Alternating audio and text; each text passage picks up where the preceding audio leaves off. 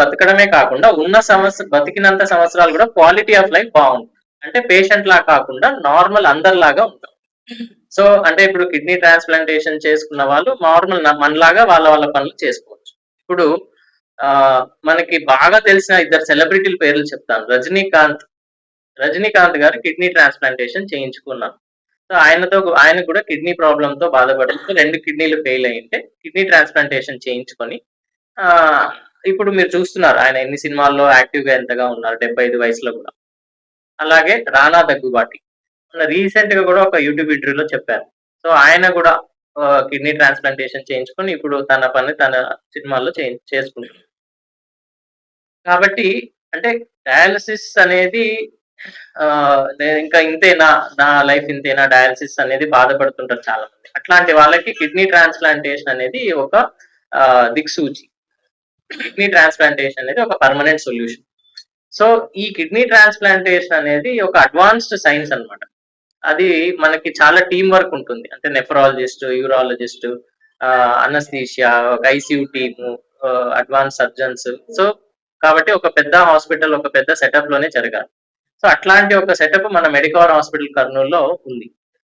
So మొత్తం రాయలసీమలో మనం చూసుకుంటే కిడ్నీ ట్రాన్స్ప్లాంటేషన్ అనేది మనం వేల మీద లెక్కేయచ్చు. ఒక 2-3 హాస్పిటల్స్ లో మాత్రమే ఉన్నాయి. అందులో మెడికవర్ హాస్పిటల్స్ ఒకటి.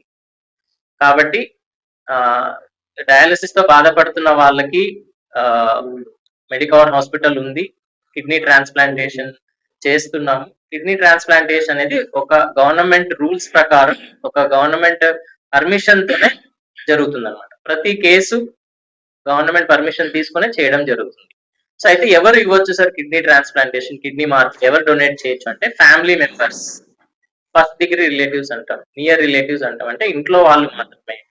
అంటే అమ్మ, నాన్న, అక్క, చెల్లెలు, అన్న, తమ్ముడు, భార్య, కొడుకు, కూతురు, అమ్మమ్మ, అంటే గ్రాండ్ పేరెంట్స్ వీళ్ళు మాత్రమే డొనేట్ చేయగలరు. సో నార్మల్ గా ఫ్రెండ్స్ కానీ అవి కానీ మనకి రూల్స్ ఒప్పుకో.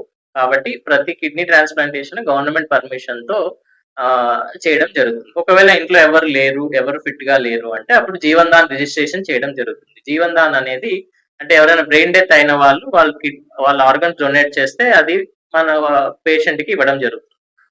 కాబట్టి ఈ కిడ్నీ ట్రాన్స్ప్లాంటేషన్ గురించి కూడా మనకి చాలా అవగాహన కావాలి. కిడ్నీ ట్రాన్స్ప్లాంటేషన్ అంటే చాలా ఇంకా మన మారుమూల పల్లెలో చాలా ఏమంటారు అవగాహన లేదు, చాలా భయపడుతున్నారు. కానీ అది లేకపోతే లైఫ్ ముందుకెళ్ళదు. ఇంకా డయాలసిస్ తో బాధపడుతూనే ఉంటారు. సో